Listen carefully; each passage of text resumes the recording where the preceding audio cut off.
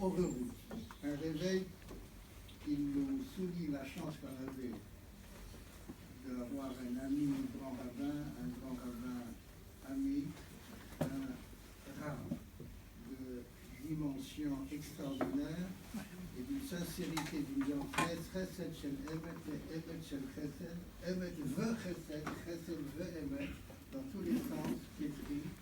Et l'Ibadel ben Chaim Lechaim, ça veut dire qu'il savait choisir ses genres. Et le premier de la série mérite le mot yiddish, puisque lui et moi, nous partageons le même défaut, nous sommes ashkenaz. Et bien, à Eidem et Dashtish, à savoir qu'un gendre, c'est quelque chose du beau-père qui l'apprécie. Et c'est réciproque, nous avons la chance d'avoir vu combien le respect, la considération, l'amour, etc., a su garder l'intelligence, le génie et la vérité.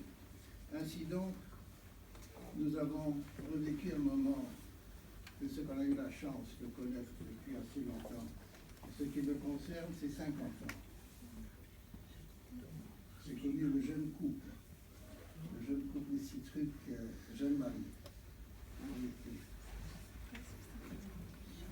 Et nous avions un bain public ensemble, puisque à l'époque, j'enseignais régulièrement à Maïmonide et j'ai poursuivi après mai 68 en récupérant les autres classes qui faisaient sauter les enseignants comme sur un cheval sauvage.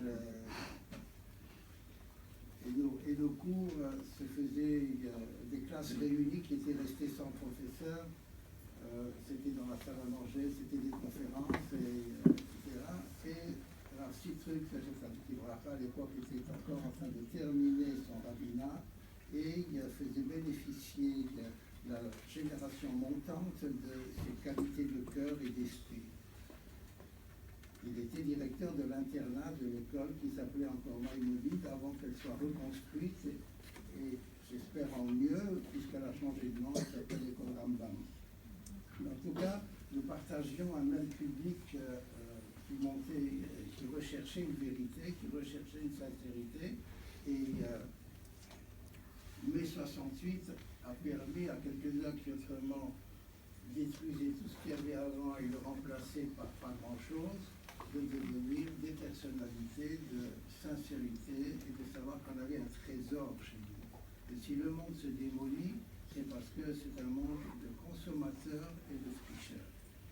Mais il y a des gens sincères, il y a des gens de vérité, il y a des gens qui donnent de leur personne, qui partagent le bonheur de vivre d'après le programme qu'Akadosh Baruch Hu qui nous a créé, qui nous a confié l'humanité et dans le monde, nous-mêmes, il nous a donné la Torah pour transformer et transmettre ce bonheur d'être les délégués d'Hachem auprès des hommes et les députés des hommes auprès du ciel. Et cet effort, cette joie de vivre, cette sincérité du jeune couple a continué à l'âge des grands-parents à rester jeunes. C'est cette jeunesse, cette énergie. Je ne vais pas vous retenir 45 minutes qui ne devaient pas passer comme 5 minutes marseillaises, mais si vous êtes tout de même dans ce lieu-là, associé à notre hommage, à notre reconnaissance à Hachem, et à notre reconnaissance à Rav Yosef Chaim Yosef, donc associé à cela, tous les tzadikim, tous les gédolim, les rochers yeshivot, les rabbis qui sont passés par la France et par Paris, que nous avons réciproquement reçus et ensemble et introduits, et ils se sont retrouvés pour être dans le Bédin Shel Mala le jour de Rosh Hashanah, et plaider notre cause. Plaider notre cause pour réussir, si on veut aller en Eretz Israël, c'est le moment. Mais il ne faut pas s'enfuir des dangers, il faut au contraire aller pour construire le bonheur. Il faut que la Aliyah soit une chose construite, comprise, une amélioration qui commence ici, qui commence avec une préparation de ce que je dois devenir plus tzaddik que je ne le suis, plus sincère et plus vraiment le Ben Torah pas l'être humain au visage divin. Voici ce qu'il représentait pour tout ce genre, avec toutes les anecdotes. Un visage céleste et divin avec une parole qui était l'écho du murmure de l'âme de chacun, qui murmure et qui est l'écho de cette conscience divine à l'intérieur de l'humain. Voici des grandes lignes auxquelles je vais faire donc ici ce qui forment de nous des maîtres qui ont transformé la France, dont il a poursuivi. Beaucoup ont fait beaucoup. Il a respecté chacun.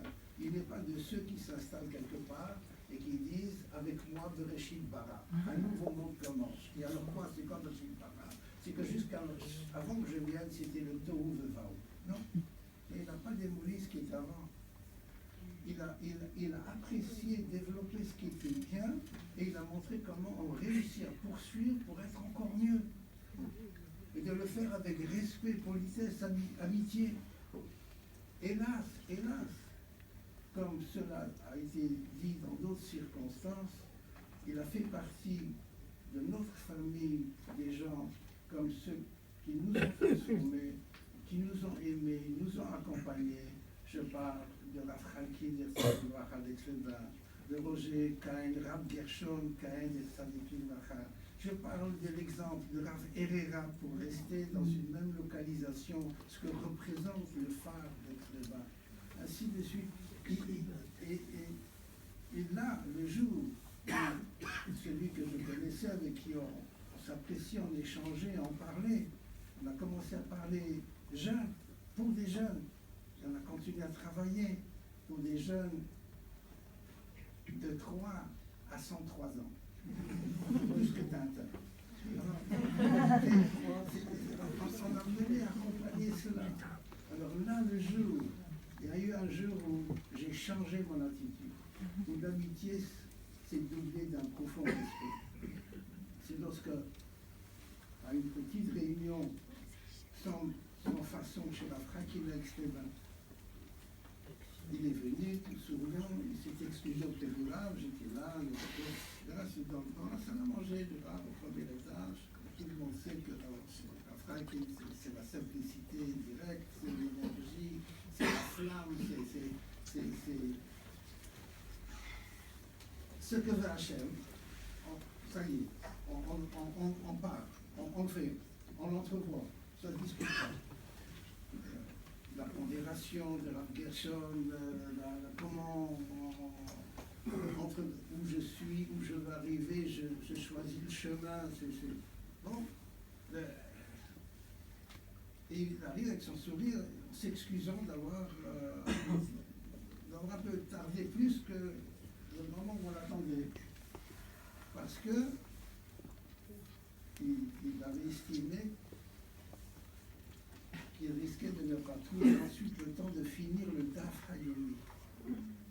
Il s'est retiré dans la nature avec son ami pour terminer d'abord le Daf de Gomara du jour, et ensuite il est venu à la réunion ou à la rencontre avec la Franquille. Ce moment-là, c'était pour moi un changement de grande considération pour voir comment le but, la considération avec laquelle il nous rencontre la Franquille, comment il a écouté à Strasbourg Rav Gershon Kahn, d'où il a pris le fait que chaque jour, ma portion vitale, le Daf de Gemara, il viendra avec cette portion qu'il aura d'abord faite, et Rav Franquille et Rav Gershon et tous les autres, ils trouveront dans cela également la raison même de toutes les rencontres et des réunions, dans cette vie, dans cette vision, dans cette façon d'être en règle avec ses engagements. Et là, il y a eu un degré, un étage de montée dans ce qui était sa fonction. Je voudrais aussi ajouter et mentionner que j'ai dit votre Shabbat avec beaucoup de délicatesse, mais grand Rav Sitruk a écouté les volumes et il sentait, il savait Saint-Sancier du martyr. Ça s'est accentué au moment du 3e mandat. Je l'ai rencontré, j'ai pleuré, j'ai supplié qu'il ne se présente pas. Parce que la France a beaucoup de reconnaissance, beaucoup de personnes extraordinaires, mais il traîne quelque part, je ne sais pas quoi, un cannibalisme qui dévore les personnalités de valeur. Je veux au moins rappeler et associer, comme les chassidim qui font un tikkun, on fait une bracha, et je tiens à l'Echaim Tovim, parce qu'il continue à vivre et à faire vivre. Et avec lui, il s'est entouré, je citerai au moins 3 géants de Torah dans lesquels il a fait équipe. C'est le Rav Dayan Alvedin Piton, le Rav Alvedin Rav Rebibo et le Rosh Kolel Rav Philippe Kohn. Au moins ces 3-là sont partis trop jeunes. Comme lui, comment dire en yiddish, le sang qui coule dans les veines,